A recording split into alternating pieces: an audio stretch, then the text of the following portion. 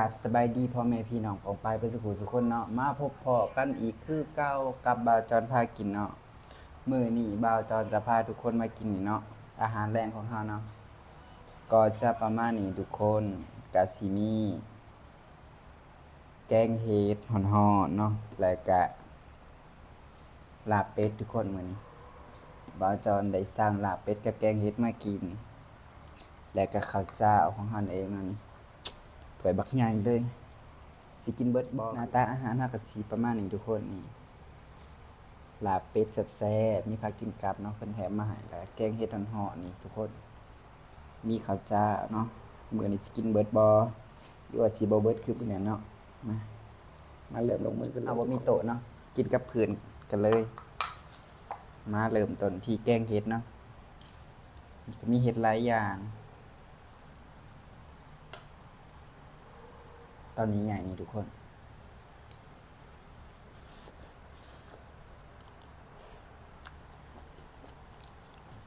แซ่บทุกคนครับ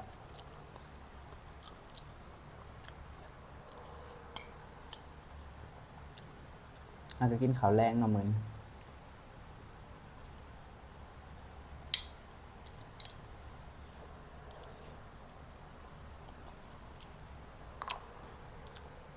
คืนนี้ไผดับทุกคนฮ้อนหลายขนาด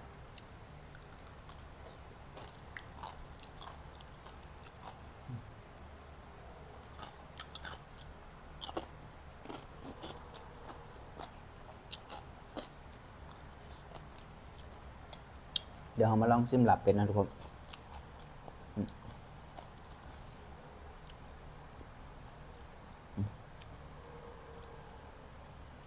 หลับเป็ดคำใหญ่ๆเลยทุกคน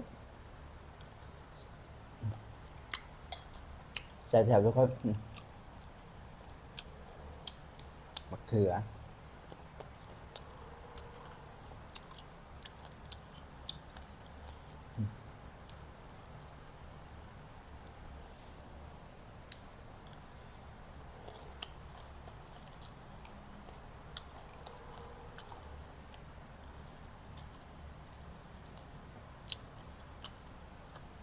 แกงเฮ็ดเส้นมะอื้อทุกคน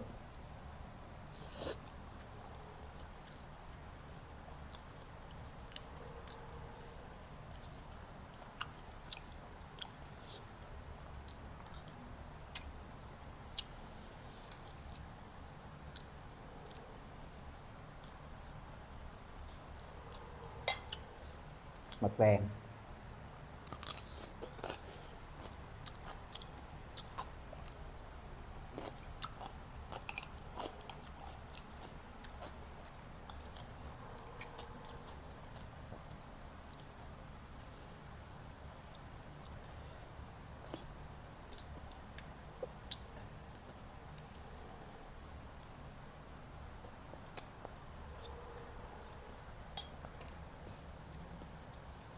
มะเขือทุกคนมะเขือยุบคำใหญ่ๆเลยทุกคน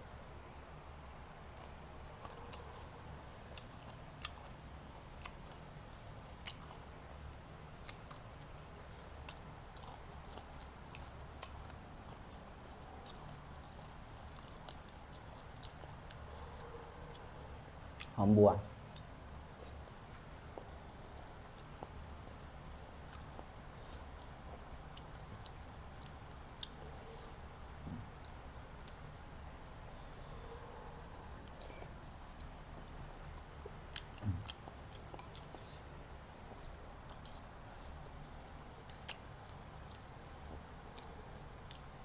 หลับเป็ดทุกคนหลับเป็ด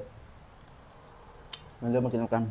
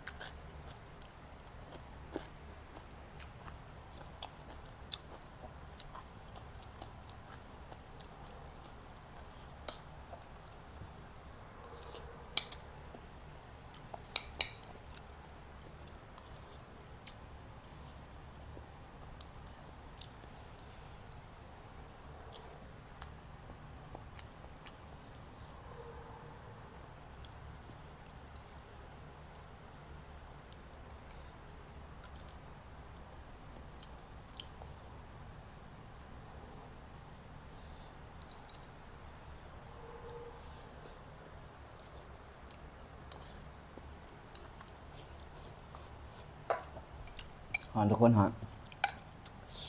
เพิ่นมาส่งใหม่ๆแกงเห็ดเฮา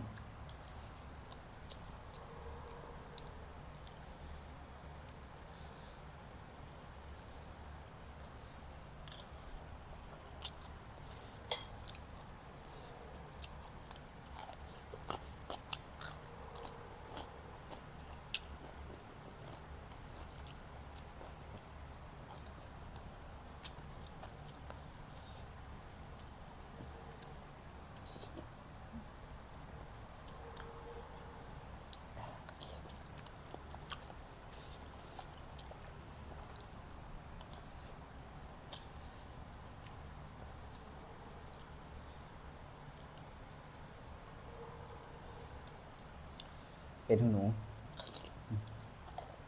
ใช่แพ้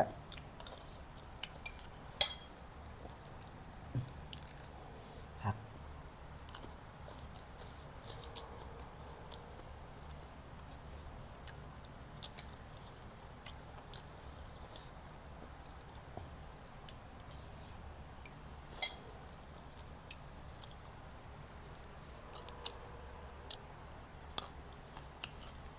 มะเขือก็จะแก้หน่อยหนึ่งทุกคนแต่กลับเป็นตาแสบด้วย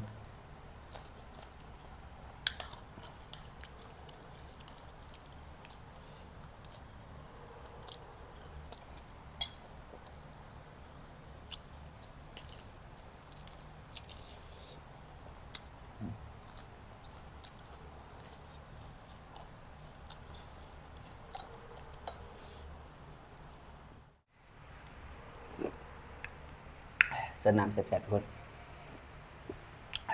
มีแห้ง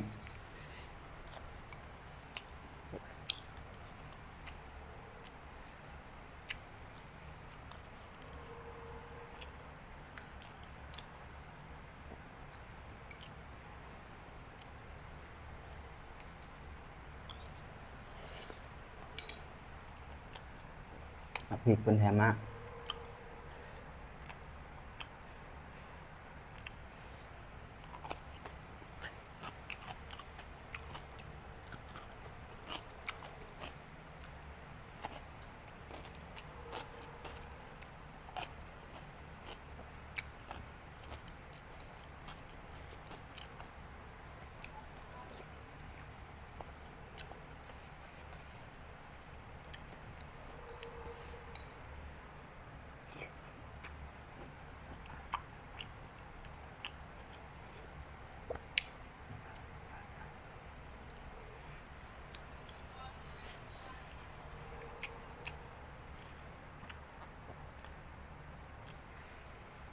ลูกมือ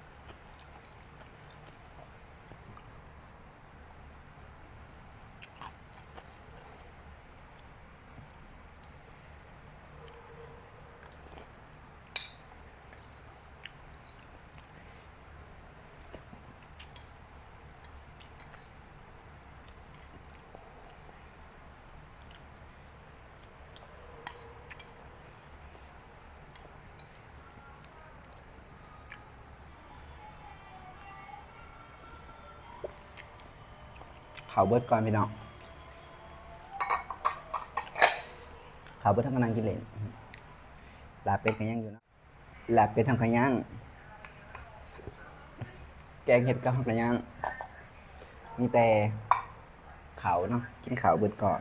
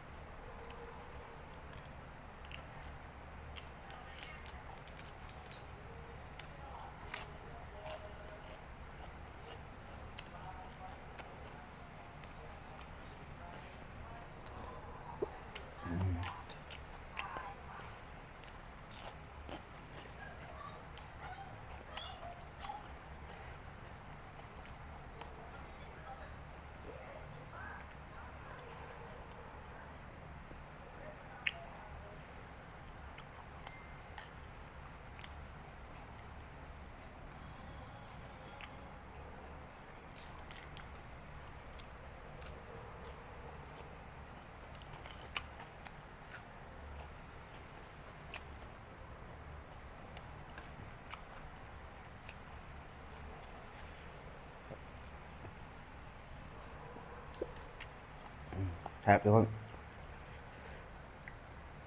สุดยอดเลยลาบเป็ด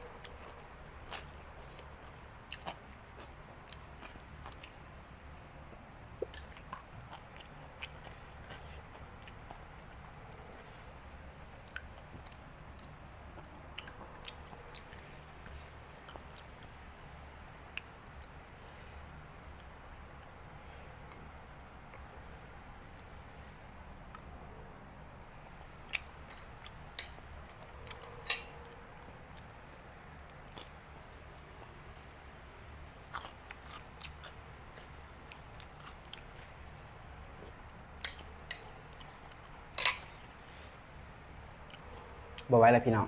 อิ่มแห้งมื้อนี้ก็เลือดตามเคยเนาะลาบเป็ดเฮากับแกงเห็ดแน่นท้องแล้วบ่ไหว